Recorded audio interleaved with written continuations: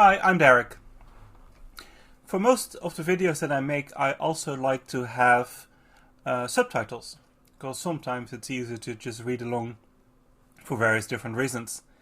And I used to make these subtitles with an online service called Otto.ia, but they stopped allowing things for uploading, which was kind of annoying. And then I found WhisperNet, which allows me to upload my audio files to create subtitles as well, but that never really worked that well because it broke up the sentences in weird places. Now, WhisperNet is an API from OpenAI, known for ChatGPT as well. And I also really didn't quite like having to upload everything, so that means that they could train their data more on my model. So this is all not very satisfactory, and it always took a lot of time to make these subtitles. But I recently found out that it's actually possible to run WhisperNet locally yourself. So I started out looking out into this to see whether we could do that. So that's what this video is about today. Running WhisperNet locally to make your own subtitles for videos or other audio files. So let's dive straight in. Now, the first thing to do when you read the documentation is the following. It will tell you to run pip install capital U OpenAI Whisper, like this. But I am on a Debian machine, and here Python is installed through distributions packages, and I don't really want to mess that up. So it suggests actually to create this virtual environment for Python, which is what I'll be doing then instead.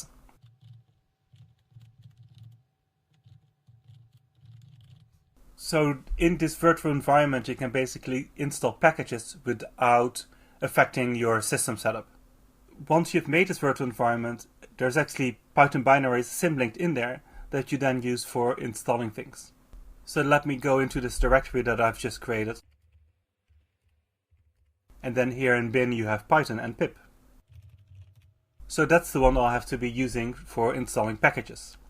Now let me run pip again, with the same options as before to install WhisperNet.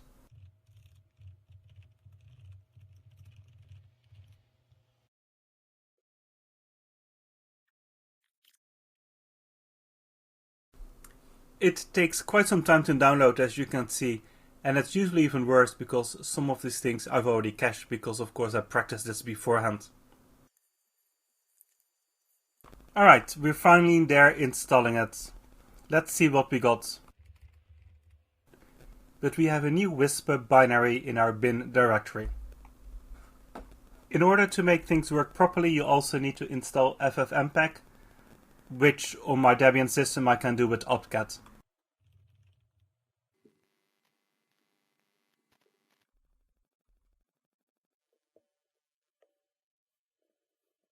After I've installed ffmpeg, I can now run Whisper.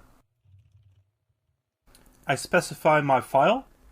In this case, it's from a video that I've created earlier. Unlike the online one, you can just give it a video file. And when I now run this, it should actually work. Although I'm getting some errors here. The error that I'm getting here is from Torch. Torch is like the machine learning thing that it uses, and it says it runs out of memory. That's because my video card is so crap that I don't have enough memory to do anything in it. But luckily there's a way around it. I can actually disable my video card and instead use my normal CPU to run this. I do that by specifying that I don't have any CUDA devices.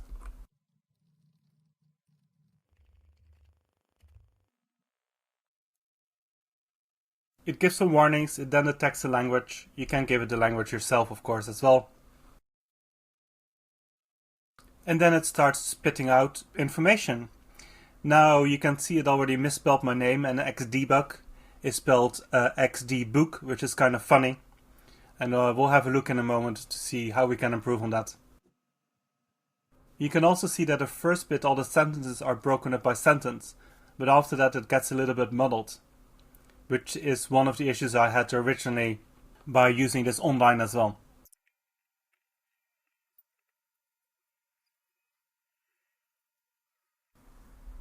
Alright, so after our first run we didn't get a great result, but we can improve on that. first of all, let's see what we have output. We have a bunch of new files here that weren't here before. The one that we will be looking at is the JSON file. But this isn't particularly nicely formatted. We get the full text first. To be fair, it's really hard to read. So I like to format this myself. I do that with the JSON reformat tool. We still get our big text to start with, but after that you get a set of segments where the text is broken up. But it is still sort of a sentence at a time, which isn't really what we want.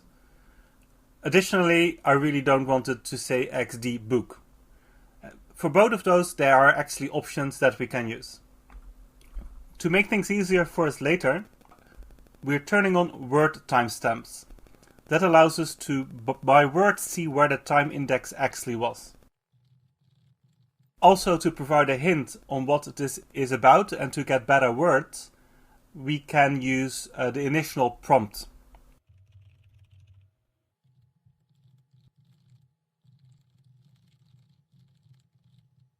To make things more accurate or less accurate, there's also an option that you can specify, which is which model to use. Normally the standard one, medium, is fine, but in order to speed up this video a little bit, I will be using a different model called Tiny to make things go faster. However, that will give less accurate results. If you have not downloaded the model before, WhisperNet will do this automatically for you. As you can see, this goes much faster, and it also knows how to spell my name and how to spell xdebug. It still doesn't always get things right though. So the tiny one really doesn't give very good results. So I prefer to use either small or medium. It is also possible to specify the language, which makes things go faster if it's English only as well.